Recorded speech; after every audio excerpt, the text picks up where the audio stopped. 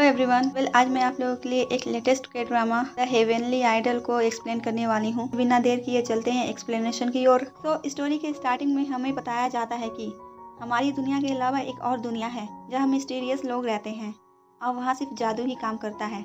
तभी हमारे स्टोरी के मेन लीड रैम्बरी को दिखाया जाता है जो एक प्रीस्ट है। वो प्रे कर रहा होता है। तभी वहाँ पर एक बच्चा उन्हें छुप कर देख रहा होता है। तो रैम्बरी उस बच्चे को अपने पास बुलाता है। रैम्बरी देखता है कि उस बच्चे को चोट लगी है। वो अपनी पावर से उस बच्चे की चोट को हील कर देता है। फिर हम रैम्बरी और एक लड़की को देखते हैं जो एक बच्चे को ठीक करने के लिए आए होते हैं और किसी ने उस पर ब्लैक मैजिक किया होता है। रैम्बरी ये देखकर कहता है कि वो शैतान वापस आ गया है। फिर वो अपनी पावर से उस बच्चे को ठीक करता है। वो लोग उस बच्चे को ठीक कर बाहर आते हैं तो अचानक से वहाँ पर वॉल्केनो फटता है। तभी वहाँ पर शैतानों की एंट्री होती है। वहाँ पर शैतानों और रैम्बरी के लोगों के बीच लड़ाई शुरू हो जाती है। रैम्बरी जब ये देखता है कि उसके लोगों की जान खतरे में है तो वो शैतान को अपने पास बुलाता है।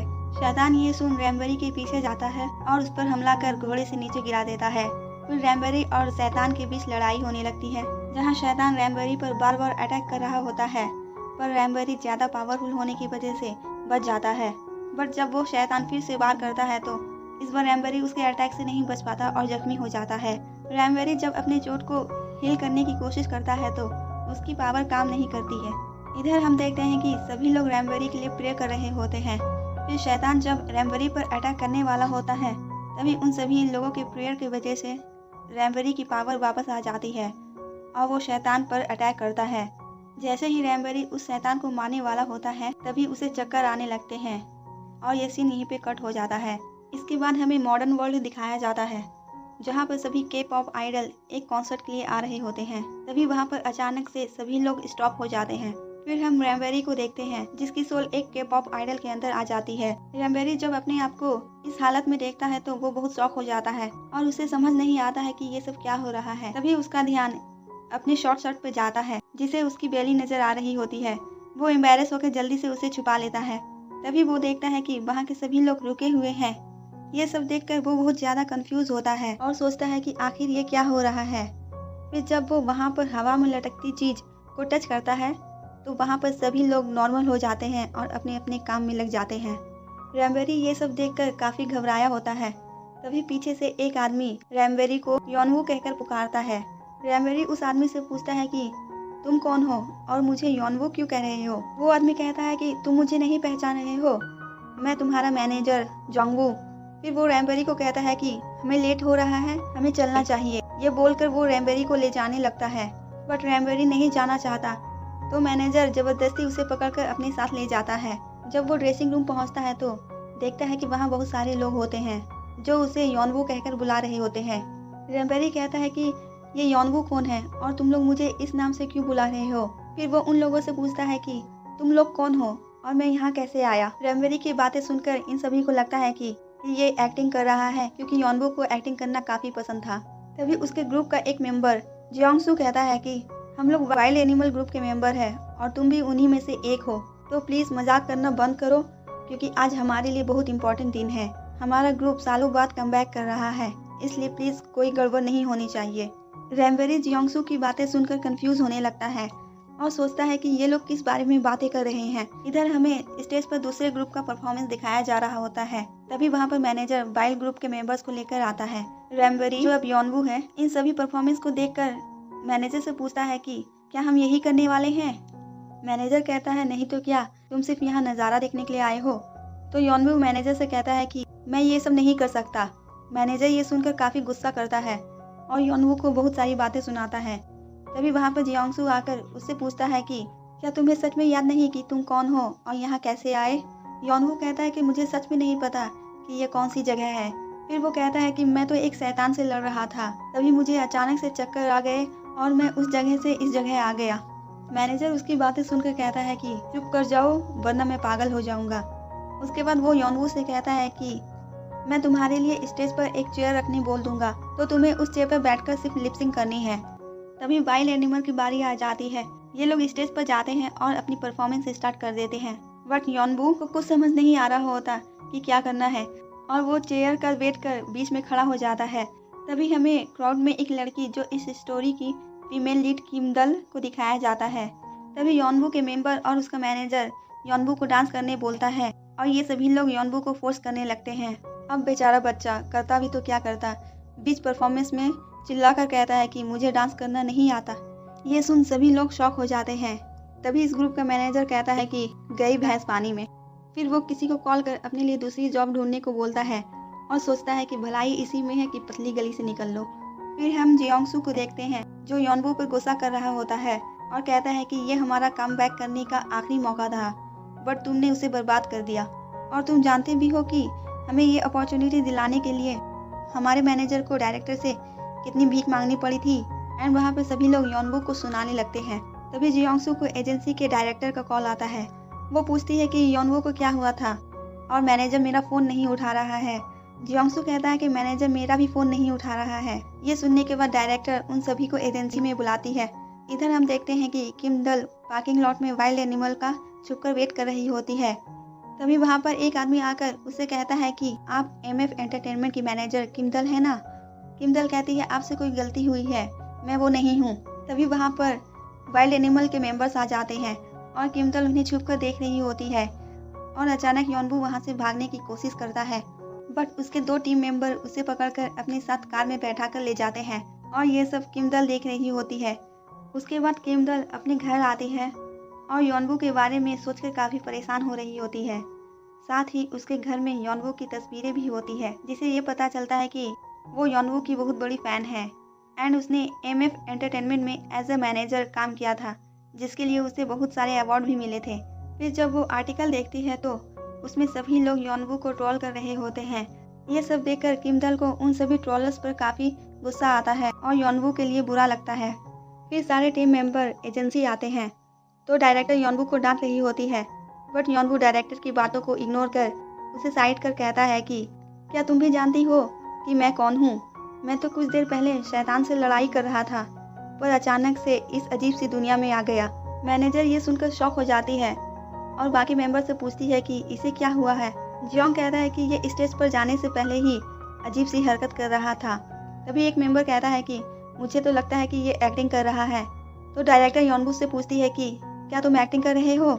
यॉनबू कहता है कि मैं एक्टिंग क्यों करूँगा, मुझे तो एक्टिंग आती भी नहीं है। डायरेक्टर ये सुनकर कहती है कि क्या तुम यॉनबू नहीं हो। ये सुनकर यॉनबू डायरेक्टर के कंधे पर हाथ रखता है, जिसे देख सभी लोग शॉक हो जाते हैं। यॉनबू कहता है कि तुमने सही पहचाना, मैं यॉनबू नहीं हूँ, मैं रैमबेरी हूँ, एक पॉन्टिफेक्स जो लॉर्ड रेरिन की सेवा करता है। डायरेक्टर यॉनबू की बातों से शॉक हो जाती है और जियोंगसू से कहती है कि इसे जल्दी से हॉस्पिटल लेके जाओ। फिर जियोंगसू यॉनबू को हॉस्पिटल लेके आता है। यॉनबू वहीं पे बैठकर सोचता है कि ये दुनिया मेरी दुनिया से एक बहुत अलग है और मुझे वापस जाने के लिए कुछ तो करना होगा। फिर वो वहीं नीचे बैठकर प्रे करने लगता है और सभी लोग यॉनबू को ऐसा करता देख हैरान होते हैं। तभी जियोंग की नज़र यॉनबू पर पड़ती है। वो जल्दी से जाकर उसे उठाता है और वहाँ से ले जाता है।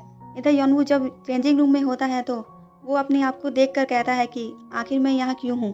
तभी उसे कुछ ध्यान आता है और वो अपने हाथ में कट लगाता है, फिर अपनी पावर से उसे हील करता है। ये देखकर वो रिलैक्स हो जाता है कि उसकी पावर अभी भी उसके पास ही है। फिर हम यॉनबू और जियोंगसू को डॉक्टर के कैबिन में देखते हैं, जहाँ डॉक्टर कहता है कि यॉनबू बिल्कुल ठीक है, उसे कुछ भी नहीं हुआ है। जियोंगसू ये सुनने के बाद बोलता है कि ये अजीब अजीब सी हरकतें क्यों करता है। डॉक्टर जियोंगसू की बात सुनने के बाद कहता है कि इसे एक मेंटल प्रॉब्लम है। फिर जब वो दोनों हॉस्पिटल से बाहर आने लगते हैं तो यॉनबू वहाँ टीवी पर अपनी वही परफॉर्मेंस देखता है। तभी वहाँ पर एक बच्चा आता है और यॉनबू को पहचान जाता है। यॉनबू देखता है कि उस बच्चे का हाथ फ्रैक्चर है, तो वो अपनी पावर से उस बच्चे का हाथ ठीक कर देता है। तभी जियोंगसू वहाँ पर आकर यॉनबू को अपने साथ लेकर चला जाता है। फिर जियोंगसू यॉनबू को घर लेकर आता है, जो काफ़ी मैस हुआ होता है। यॉनबू इतना मैस देखकर कहता है कि तुम लोग यहाँ कैसे रहते हो, ये कितनी गंदी जगह है और तुम लोगों ने इस जगह का क्या हाल कर रखा है। तो जियोंगसू कहता है तुम भी इसी जगह पर ही रहते थे। यॉनबू ये सुन कहता है कि मैं इस गंदी जगह पर नहीं रह सकता। तभी उसकी नज़र बाथरूम पर पड़ती है तो वो चिल्लाकर कहता है कि यहाँ तो बाथटब ही नहीं है, मैं बिना बाथटब के कैसे नहाऊंगा। तो जियोंगसू उसे नहाने के लिए मना करता है और अपने कमरे में जाने को बोलता है। जब वो अपने रूम में आता है तो वहाँ पर पहले से ही 2 मेंबर होते हैं। यॉनबू ये देखकर कहता है कि मैं इन छोटी सी जगह में इन लोगों के साथ नहीं सो सकता। जियोंगसू कहता है कि तुम तीनों पहले भी साथ ही सोते थे, बट यॉनबू नहीं मानता और जियोंगसू उसे समझाने लगता है बट योनवू नहीं मानता, तो वो सभी योनवू को बालकनी में सोने के लिए भेज देते हैं। तो योनवू कहता है कि मेरे लिए ये बहुत ही इंसल्टिंग था। फिर हमें दिखाया जाता है कि डायरेक्टर टीम के सभी मेंबर को बुलाती है और उन्हें बताती है कि वाइल्ड एनिमल ग्रुप को डिसबैंड किया जा रहा है। ये सुनकर सभी लोग शॉक हो जाते हैं, बट योनवू को इन सब से कोई फर्क नहीं पड़ रहा होता है। तभी जियोंगसू कहता है कि हमने कमबैक के लिए कल ही परफॉर्म किया है और आज वो हमें इस तरह से डिसबैंड नहीं कर सकते। डायरेक्टर कहती है कि वो एक ही ऐसा शो था जिसे तुम लोग कमबैक कर सकते थे। जियोंगसू कहता है कि क्या हमें कल की वजह से डिसबैंड किया जा रहा है। ये सुन सभी लोग योनवू को देखने लगते हैं। तभी वहाँ पर एक एम्प्लॉय जल्दी में आती है और डायरेक्टर को बताती है कि योनवू अभी सोशल मीडिया पर टॉप सर्च पर बना हुआ है और उसकी वीडियो की रिमिक्स वायरल हो गई है जिसे 2 मिलियन व्यूज मिले हैं। ये देखकर सभी शॉक हो जाते हैं। फिर हमें किम दल को दिखाया जाता है जो योनवू का वही वीडियो देख रही होती है। तभी उसे उसकी बहन कॉल करती है और कहती है कि तुम बेरोजगार बैठी रहती हो, कोई अच्छी जॉब ढूंढकर क्यों नहीं करती। किम कहती है मुझे कोई जॉब वॉब नहीं करनी है। इस पर उसकी बहन पूछती है कि क्या तुम ठीक हो, क्योंकि सभी लोग योनवू को ट्रोल कर रहे हैं। तभी हमें फ्लैशबैक का सीन दिखाया जाता है जहां किम दल एक टीम की मैनेजर हुआ करती थी और उसकी टीम की एक मेंबर ने उसकी वजह से सुसाइड अटेम्प्ट किया था, जिस वजह से सभी लोग किम दल के खिलाफ गॉसिपिंग करते हैं। किम दल इन सब की वजह से अपनी जॉब छोड़ देती है। फिर सीन प्रेजेंट में आता है जहां किम दल ये सब सोचकर काफ़ी उदास होती है। इधर हम योनवू को देखते हैं जो बेचारा काफ़ी उदास होता है और सोचता है कि मैं अपनी दुनिया में कैसे वापस जा सकता हूँ। फिर वो अपनी पावर यूज़ कर ये पता करने की कोशिश करता है। तभी वहाँ पर उसकी टीम का एक मेंबर आ जाता है जो लाइव होता है। तभी वो अपने फैंस को बताता है कि योनवू जल्द ही मका टीवी में इंटरव्यू देने वाला है। इधर किम दल भी लाइव देख रही होती है और उसे भी ये बात पता चल जाती है। फिर हमें योनवू को दिखाया जाता है जो इंटरव्यू दे रहा होता है। तभी वहाँ पर किम दल भी आती है।